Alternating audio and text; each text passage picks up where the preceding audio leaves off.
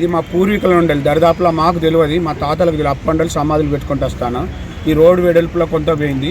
ఇప్పుడు ఈ మెరుగు రమేష్ కుస్మ అశోక్ అన్నట్టయినా వచ్చి ఇది సాఫ్ చేసి రాత్రికి రాత్రి సమాధులని గులగొట్టి ఆ గోరెలను ఎక్కడికో తొలగించి పాత చెత్త అంతా పోసి ఇది మాదే అని అంటాడు.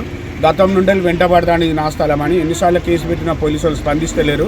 తగిన చర్య తీసుకొని మాకు న్యాయం చేసి ఈ దళిత సమాధులు ఇవి మాకు కనీసం సమాధులు కూడా దిక్కు లేకుండా చేస్తాను. ఇల్లు లేదు, మాకు సదుపాయాలు లేదు. భారతదేశంలో చనిపోయిన వాళ్ళ గోరీలు జ్ఞాపకార్థం కూడా లేకుండా చేసి మాకు అన్యాయం చేస్తాను. మాకు న్యాయం చేయగలరని మీ తరపున కోరుకుంటున్నాను. నా పేరు కిష్ట, పెద్ద మనిషి.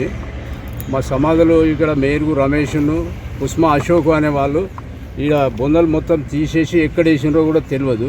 వాటి మీద మట్టి పోసి అవి ఆక్రమించుకునే ప్రయత్నాలు చేస్తారు. మేము పోలీస్ స్టేషన్ పోయినాము, అన్నీ తిరిగినాము. ఇప్పుడు ఒక 5-6 సంవత్సరాల నుండి మమ్మల్ని ఇబ్బంది పెడతారు.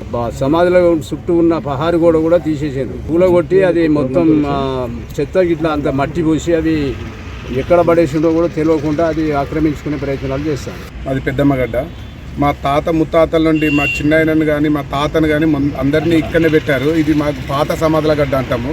రోడ్డు వెడల్పులో కొన్ని సమాధులు పోయినాయి. ఇప్పుడు ఉన్న సమాధులను కూడా మాకు అప్పటికి కాంపౌండ్ వాళ్ళు ఉండే ఉన్న సమాధులను కూడా కూలగొట్టేసి కుస్మ అశోక్ రమేష్ అనే అతను కుస్మ అశోక్ దీంట్లో మెయిన్గా అతను ల్యాండ్ కబ్జా చేసి ఈతల సమాధులకు పక్క ల్యాండ్ అయినను ఈతల మా సమాధుల దాంట్లోకి నెట్టుకుంటూ నైట్ పిల్లర్లు తీసి నైట్ వర్క్ చేపిస్తుండు. కాబట్టి మాకు దయతలిచి మా ఎస్సీ ఎస్టీ కేసు నమోదు చేసి దానిపై తగిన చర్య తీసుకొని మా సమాధులను కాపాడవలసిందిగా, దళిత సమాధులను కాపాడవలసిందిగా కోరుచున్నాము. దరిదాపు ఒక 100-150 సమాధుల మట్టుకు కూల్చివేయడం జరిగినది. కావున మా పెద్దమ్మగడ్డ దళితులను సమాధులను కాపాడవలసిందిగా కోరుచున్నాము.